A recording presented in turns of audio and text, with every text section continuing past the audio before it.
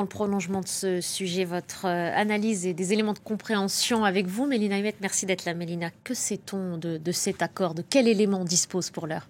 Écoutez, comme de coutume, on a à la fois beaucoup de détails qui ont fuité, puis aucun quasiment qui est confirmé par l'une ou l'autre des parties, puisque comme de coutume, eh bien, chacun va essayer de négocier jusqu'au dernier moment. Par contre, les fuites qui nous sont parvenues, elles proviennent de sources qui se sont révélées crédibles par le passé. On parle de quoi? On parle d'un cessez-le-feu donc de 2 mois, 60 jours, en plusieurs étapes, qui inclut notamment la libération, encore une fois par étape, de 10 otages qui sont en vie, mais aussi le rapatriement de 18 dépouilles. On rappelle qu'il y aurait encore 49 otages aux mains du Hamas, dont 27 qui seraient morts selon l'armée israélienne.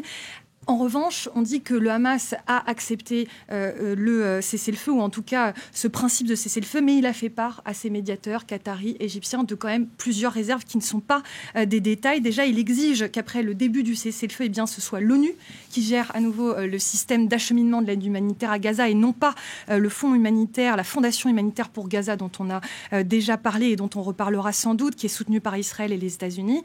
Il souhaite que l'armée israélienne se retire jusqu'aux frontières qu'elle occupait avant l'effondrement du précédent cessez-le-feu. Souvenez-vous, c'était en mars dernier.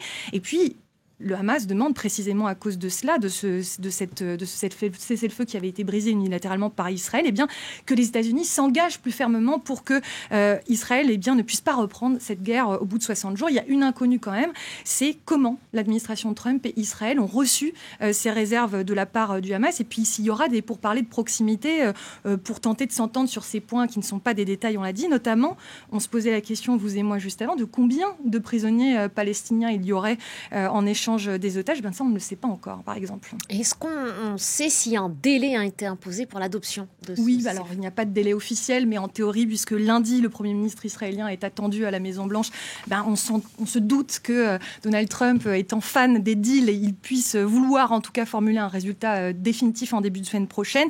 Puis on a vu qu'il y a des exigences auxquelles Israël ne cédera peut-être pas. Cette fameuse Gaza Humanitarian Foundation qui ne doit plus s'occuper, selon eux, de la distribution de l'aide alimentaire, ce qui permet aussi de rappeler que ce mardi, plus de 200 ONG ont réclamé la même chose, la fin de cette fondation qualifiée de piège mortel, je cite, et en un mois, cette organisation, elle aurait fait, selon ces mêmes ONG, au moins 500 morts et près de 4000 blessés parmi les personnes qui sont venues se procurer de la nourriture, des morts qui viennent donc s'ajouter aux plus de 57 000 pris sous les bombardements israéliens depuis le début de cette guerre. Merci beaucoup, Mélina. On se retrouve dans un prochain journal pour y revenir encore plus en longueur.